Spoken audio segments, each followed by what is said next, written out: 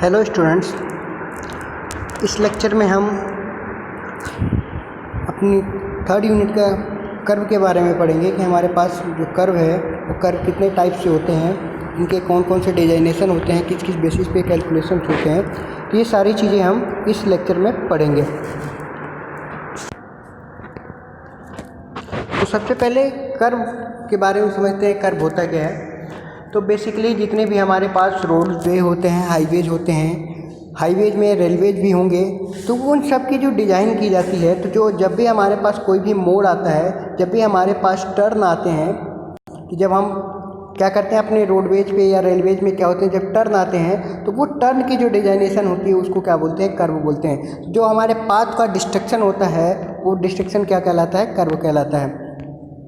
जो कर्व होते हैं बेसिकली 2 पार्ट में डिवाइडेड है। कर्व 2 तरह के होते हैं। एक तो हमारे पास होते हैं हॉरिजेंटल कर्व, मीन्स जो हमारे पास हॉरिजेंटल डायरेक्शन में होते हैं, और एक हमारे पास होते हैं वर्टिकल कर्व। वर्टिकल कर्व ऐसे कर्व जो वर्टिकल डायरेक्शन में होते हैं, लाइक हिलीज एरियाज में हमें देखने को मिलेंगे, पहाड़ी एरियाज में, कि वहाँ पे हमारे पास अंडुलेशंस होती हैं, मीन्स ज़मीनें जो होती हैं वो उबड़ खाबड़ होती हैं। तो उस केस में क्या करते हैं, जितने भी हमारे पास अंडुलेशंस होते हैं तो एक प्रॉपर ग्रेडियंट दिया जाता है, जिससे क्या हो कि जो व्हीकल्स हैं, जो व्हीकल्स चल रही हैं वो प्रॉपर शेप में चलें और प्रॉपर वे में उतरें। अब हॉरिजेंटल कर्व ऐसे कर्व जो क्या है हॉरिजेंटल डायरेक्शन में लाई करते हैं, जैसे हमारे पास रोडवेज के कर्व, रेलवेज के कर्व, ये सारे के सारे क्या होते हैं, हॉरिजेंटल कर्व। वर्टिकल कर्व क्या होंगे, वर्टिकल डायरेक्शन में या फिर बोल सकते हैं वर्टिकल प्लेन में लाई करते हैं। यहाँ पे जो कर्व है वो दोनों टाइप की कर्व है, हमें हॉरिजेंटल कर्व भी पढ़नी है और हमें वर्टिकल कर्व भी पढ़नी है। तो सबसे पहले हम हॉरिजेंटल कर्व के बारे में देखते हैं, हॉरिजेंटल कर्व क्या होता है। तो इंट्रोडक्शन में कर्व्स आर रेगुलर बेंड्स, कि कर्व जो होते हैं हमारे पास क्या होते हैं, बेंड होते हैं, रेगुलर इंटरवल पे हमें मिलते हैं, to providing the line of communication like roads, railway etcetera. अगर हम कर्व ना दें और हमारे पास डायरेक्ट सपोज कि एक हमारे पास रोड ऐसे है और हमें डायरेक्ट ऐसे मुड़ना हो, तो कोई भी व्हीकल जो जा रहा होगा वो क्या होगा, उसके पास कुछ ना कुछ इनिशियल स्पीड होगी। स्पीड के चलते क्या होगा कि अगर वो यहाँ से डायरेक्ट 90 डिग्री टर्न करना हो और वहाँ पे कर्व ना हो कि डायरेक्ट क्या है 90 डिग्री का एंगल है, तो उस केस में उस व्हीकल को या तो अपनी स्पीड को बहुत ही कम कर लेना होगा, अदरवाइज अगर वो स्पीड कम नहीं होती है तो क्या होगा उस केस में कि जो व्हीकल यहाँ से टर्न लेने की कोशिश करेगा वो क्या करेगा, ओवर स्पीड हो जाएगा। मीन्स ओवर स्पीडिंग के चलते क्या हो जाएगा, वो गाड़ी पलट जाती है और वहाँ पे एक्सीडेंट होने की पॉसिबिलिटी बहुत ही ज़्यादा क्या हो जाती है, इंक्रीज हो जाती है। इसलिए क्या किया जाता है, ये प्रोवाइड किया जाता है। साथ ही साथ इसको कैनाल में भी प्रोवाइड करते हैं, क्योंकि कैनाल में जब वाटर फ्लो होगा तो वाटर की जो पोटेंशियल के साथ साथ जो उसकी काइनेटिक वेलोसिटी होती है, काइनेटिक वेलोसिटी के चलते वहाँ पे डिफरेंट टाइप की एनर्जी प्रोड्यूस होगी। और अगर हमारे पास पाथ डायरेक्ट है तो वाटर हीट करके वहाँ पे क्या कर सकता है, जितने भी हमारे पास कंस्ट्रक्शन हुए उसको ब्लॉकेज को तोड़ सकता है और आगे की फ्लड की सिचुएशन क्रिएट हो सकती है। तो इसलिए भी क्या किया जाता है, कर्व को प्रोवाइड किया जाता है। अब कब करते हैं, जब भी हमारे पास चेंज आते हैं उसके डायरेक्शन में, तो उसको क्या किया जाता है, प्रोवाइड किया जाता है। They are also used in the vertical plane. अगर वर्टिकल प्लेन में मीन्स हमारे पास एक ज़मीन इतनी ऊंचाई पे है, एक ज़मीन इतनी ऊंचाई पे है और हमें यहाँ से सीधे गाड़ी ऐसे चढ़ नहीं पाएगी, तो उस केस में क्या करते हैं हम, वर्टिकल कर्व ऐसे बनाते हुए वर्टिकल डायरेक्शन में कुछ ग्रेडियंट प्रोवाइड करते हैं, जिसके चलते क्या होगा, वहाँ पे n नंबर्स ऑफ टर्म्स में n नंबर्स ऑफ ग्रेडियंट अपने अकॉर्डिंग कि हमारे पास समिट कर्व बनेगी या वैली कर्व बनेगी, जो कि आगे डिस्कस करेंगे। तो वहाँ पे क्या होता है, कर्व बनाए जाते हैं। अब जो curve provided in the horizontal plane have to gradual change in the direction, वो क्या होता है, ग्रेजुअली। ग्रेजुअली मीन्स क्या होता है, धीरे धीरे चेंज होता है। ऐसा नहीं है कि क्या होगा, एक होता है टर्म सडन और एक होता है ग्रेजुअल। ग्रेजुअल मीन्स जो हमारे पास ये चेंजेज होंगे, लाइक हमारे पास जो कर्व बना है वो क्या होगा, ग्रेजुअली होगा, धीरे धीरे उसमें क्या होगा, चेंज होगा। ऐसा नहीं कि सीधे जाके ऐसे हम यू टर्न मार दिए। तो इसमें जो चेंज होता है वो क्या होता है, ग्रेजुअली होता है। तो यहाँ पे ये जो ग्रेजुअल चेंज है, ये चीज़ें याद रखने वाली है हॉरिजेंटल कर्व में। Whereas those provided in vertical plane to obtain gradual change in grade, जबकि वर्टिकल प्लेन में हम क्या सोचेंगे कि वहाँ पे जो इनके बीच में हाइट का डिफरेंस था, लाइक हमारे पास एक यहाँ पॉइंट था, दूसरा इस ऊंचाई पे है, तो कोई भी व्हीकल है तो डायरेक्ट ऐसे चढ़ नहीं पाएंगी। तो उसके लिए उस केस में हमें क्या देखना होता है कि वर्टिकल ग्रेडियंट जो आ रहे हैं, जो उनके ग्रेडियंट है, ग्रेडियंट मीन्स हमारे पास जो स्लोप है, उस स्लोप में क्या रखना पड़ेगा, ग्रेजुअल स्लोप रखना पड़ेगा। इसके अलावा the curve are laid out on the ground along the centre line of the work. हम जो कर्व बनाते हैं वो क्या करते हैं, सेंटर लाइन के अलॉन्ग बनाते हैं, और मोस्टली क्या होती है, ये सर्कुलर और पैराबोलिक होती हैं। तो मोस्टली जो इनका जो शेप होगा वो क्या होगा, सर्कुलर या पैराबोलिक होता है। अब ये क्लासिफिकेशन की बात करें, ये क्लासिफिकेशन ऑफ द कर्व, कौन से कर्व की बात हो रही है, अभी हॉरिजॉन्टल कर्व की बात हो रही है। जब हम वर्टिकल कर्व पढ़ेंगे तो वहाँ पे हम देखेंगे वर्टिकल कर्व क्या होता है। तो अभी हम हॉरिजॉन्टल कर्व की बात करते हैं। तो हॉरिजॉन्टल कर्व में कितने टाइप की होती है, तो उसके कुछ टाइप्स यहाँ पे है। पहला है सिंपल सर्कुलर कर्व, दूसरा है कंपाउंड कर्व, तीसरा है रिवर्स कर्व, और फोर्थ है ट्रांजिशन कर्व। तो ये 4 टाइप की हमारे पास कर्व दिख रही हैं हॉरिजॉन्टल टाइप की कर्व में। हॉरिजॉन्टल कर्व में हमारे पास 4 टाइप की कर्व मिल रही हैं। अब बात करते हैं, पहला है हमारे पास सिंपल सर्कुलर कर्व। अब जो हमारे पास सिंपल कर्व होता है, मीन्स हमारे पास नाम ही क्या है, पता चला सिंपल सर्कुलर, कि जो इनका शेप होगा वो कैसा होगा, सिंपल और होगा, और साथ ही सर्कुलर शेप के होते हैं, इसलिए इनको सिंपल सर्कुलर बोला जाता है। ड्रॉ कहाँ किया जाता है, यहाँ पे एक डायग्राम ये दिखाया गया है कि एक रोड है यहाँ से AB आया हुआ, और एक रोड यहाँ पे जा रहा है BC रोड। डायग्राम मैं दोबारा रिपीट कर रहा हूँ, यहाँ पे एक रोड हमारे पास AB है और दूसरा हमारे पास BC रोड है।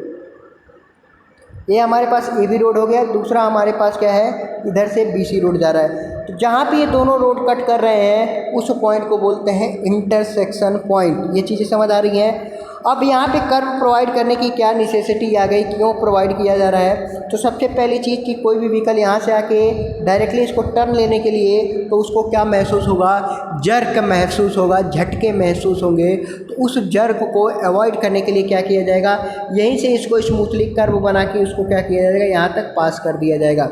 आई होप ये चीज़ें समझ आ रही होंगी। अब कैसे कैसे प्रोवाइड करेंगे, अब इसमें कुछ टर्म्स आते हैं, लाइक हमने ये देख लिया कि एक तो हमारे पास स्टार्टिंग यहाँ से हो गई कर्व की, दूसरी स्टार्टिंग हमारे पास कर्व की यहाँ हो गई।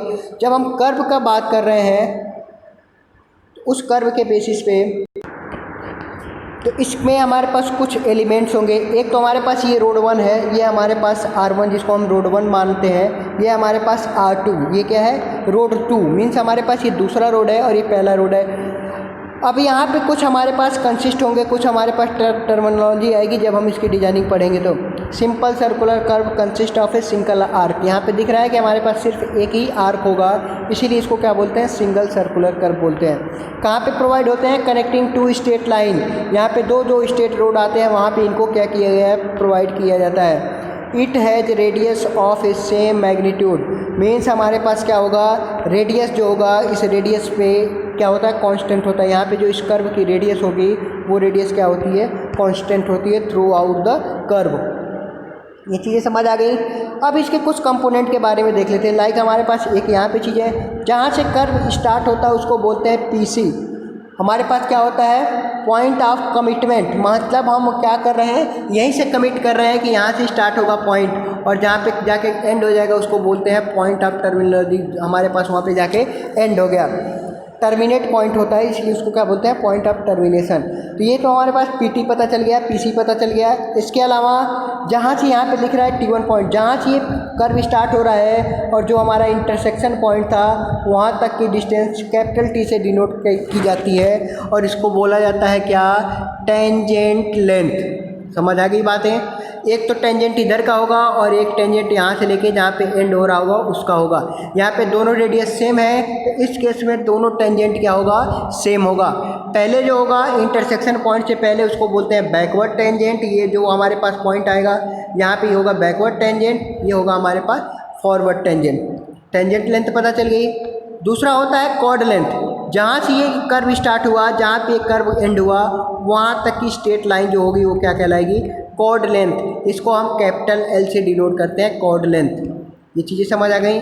तीसरा होता है हमारे पास कर्व लेंथ। कर्व मीन्स जो हमारे पास पाथ है इसका, कर्व का स्टार्टिंग से लेके एंड तक का जो लेंथ आ रही है उसको बोलते हैं कर्व लेंथ, और उसको डिनोट करते हैं स्मॉल l से।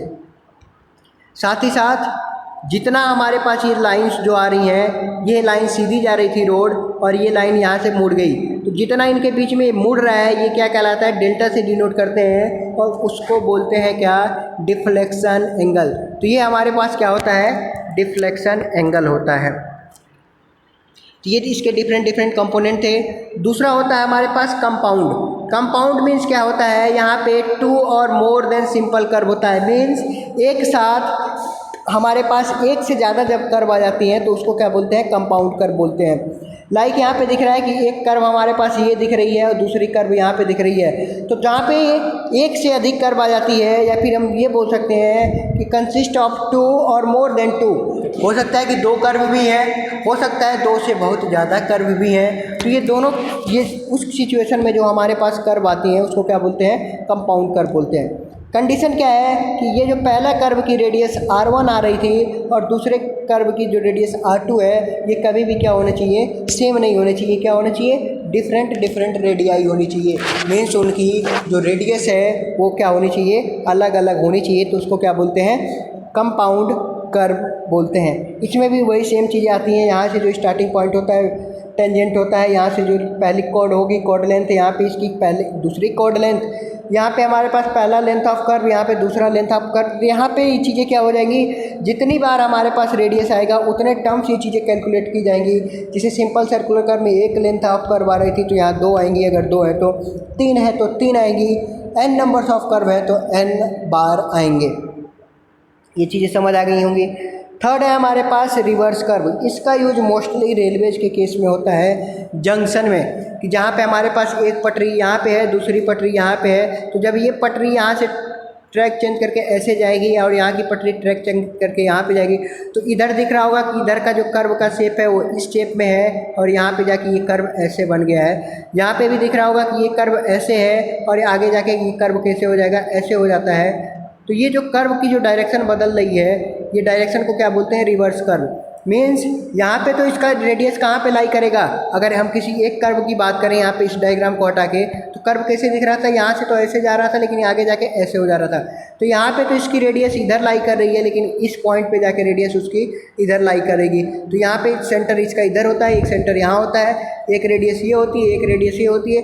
दोनों सेंटर क्या है, अपोजिट डायरेक्शन में है, रिवर्स डायरेक्शन में है, इसीलिए इसका नाम क्या पड़ा था, रिवर्स कर्व बना था। डेफिनेशन देख लेते हैं कि reverse curve is also known as क्या, सरपेंटाइल जो हमारे पास होता है, सरपेंटाइन कर्व भी बोलते हैं इसको। कि जो सरपेंटाइन क्यों बोलते हैं, कि उस सर्प के जैसा होता है। सर्प किसको बोलते हैं, स्नैक, जो सांप होते हैं उनको क्या बोलते हैं, सरपेंटाइन बोलते हैं। उसी के बेसिस पे इसको क्या बोलेंगे, सरपेंटाइन कर्व। अब कैसे होता है, मेडअप ऑफ 2 आर्क, हमारे पास क्या होगी, 2 आर्क। हमारे पास डायग्राम में भी दिख रहा होगा कि 2 आर्क है, एक आर्क इस साइड में है, दूसरा इस साइड में। मीन्स ये कहीं ना कहीं क्या हो रही है, सांप के जैसा जो टेढ़े मेढ़े पाथ पे चलता है सांप, उस जैसे डायग्राम बन रहा है। तो इसको क्या बोलते हैं, सरपेंटाइन भी बोलते हैं, सरपेंटाइन कर्व भी बोलते हैं। अब इसमें क्या होता है, हैविंग इक्वल और डिफरेंट, मीन्स जो रेडियस हो सकती है या रेडियस जो होती है वो रेडियस क्या हो सकती है, दोनों केस में इक्वल भी हो सकती है और अनइक्वल भी हो सकती है। इनके बीच में कॉमन टेंजेंट होता है। तो ये इनकी क्या हुई, बेसिक डेफिनेशन हुई। Reverse curve are used when the straight line या straight arc parallel to the intersect. अभी मैंने बताया था कहाँ पे मोस्टली यूज होते हैं, ऐसी चीज़ें मोस्टली क्या होती हैं, रेलवे के केस में देखने को मिलती हैं। तो ये सारी चीज़ें, इसके अलावा जो हमारे पास आता है वो होता है ट्रांजिशन कर्व। ट्रांजिशन कर्व का यूज कहाँ पे होता है, कि transition curve is a curve on a plan which provide to change in the horizontal alignment from the straight line to the curve line। अब हमें पता चल गया कि आगे वाला पाथ क्या है, कर्व है। यहाँ से जो रोड आ रहा है क्या आ रहे हैं, स्ट्रेट ला रहे हैं। स्ट्रेट लाइन की जो रेडियस होती है वो रेडियस होती है कितनी, इनफाइनाइट। जबकि हमारे पास कर्व की जो रेडियस होगी वो किसी कांस्टेंट रेडियस होगी, 100 मीटर, 200 मीटर, 500 मीटर, जितनी भी हो, क्या है वो कांस्टेंट रेडियस है। स्ट्रेट लाइन की रेडियस क्या है, इन्फिनिटिव है। तो हमारे पास कोई ऐसा कर्व बनाना पड़ेगा जिसकी रेडियस क्या हो, यहाँ की इन्फिनिटिव से लेके आगे जो कर्व आ रहे हैं वहाँ तक की क्या करें, ऐड करें। तो ये क्या होता है, यहाँ से लेके यहाँ तक के बीच में एक ऐसा कर्व प्रोवाइड किया जाता है जिसकी रेडियस क्या हो, कंटिन्यूअस चेंज होती रहे। यहाँ पे आके उसकी रेडियस r के बराबर हो जाए, जो मीन्स यहाँ कर्व की रेडियस के बराबर, और यहाँ आके उसकी रेडियस इनफाइनाइट के बराबर हो जाए।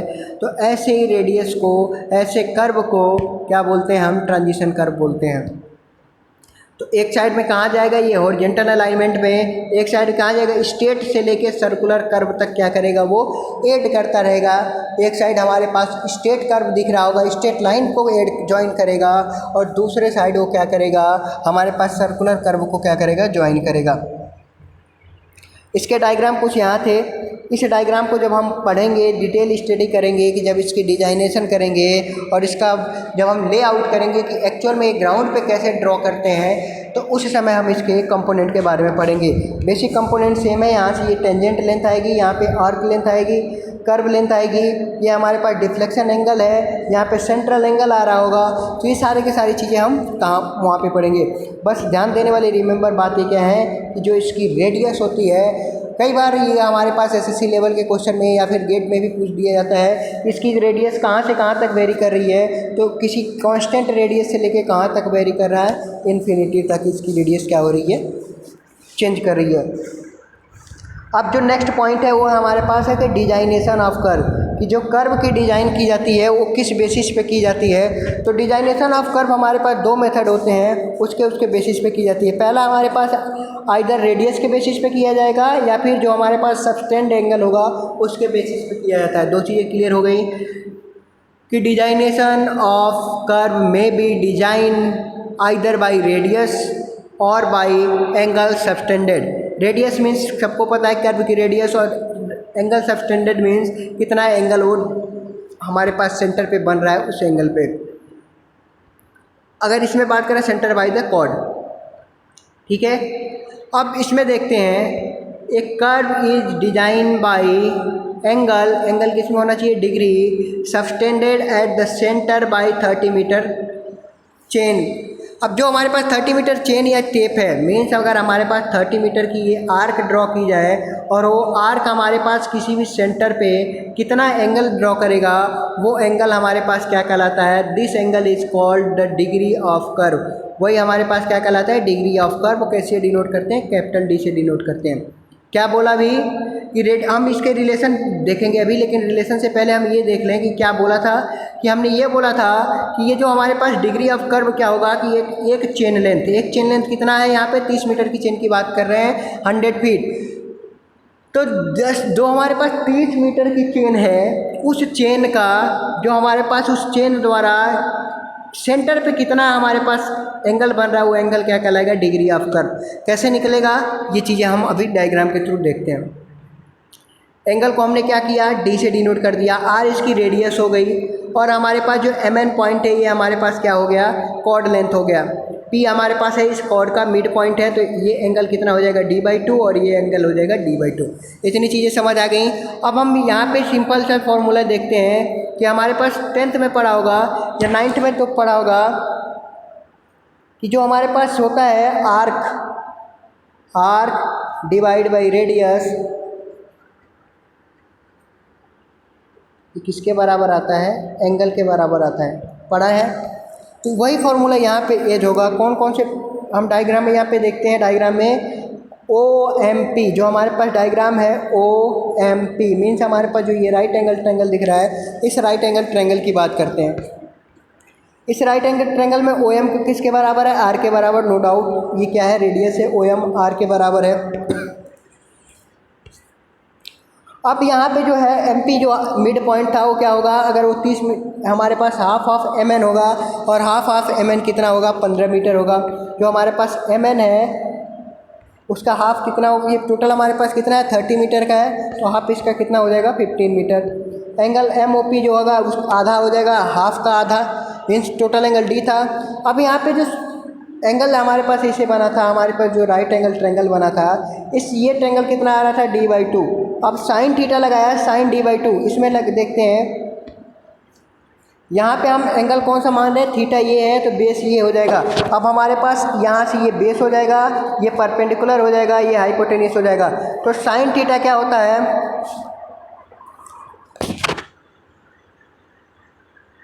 अब यहाँ पे हमारे पास ये पता है कि साइन थीटा क्या होता है, साइन थीटा में पता है कि परपेंडिकुलर अपॉन क्या होता है, हाइपोटेनियस, ये चीज़ें पता है। अब परपेंडिकुलर इस केस में क्या है, हमारे पास बेस ये हो गया, तो परपेंडिकुलर PM हो गया हमारे पास और हाइपोटेनियस क्या हो गया, रेडियस के बराबर हो गया। तो यही फिनोमिना क्या किया गया है, यही वैल्यू क्या की गई है, यहाँ पे पुट किया गया है। ये MP की वैल्यू है 15 और d/sin t/2, तो ये किसकी वैल्यू आ गई, R की वैल्यू आ गई।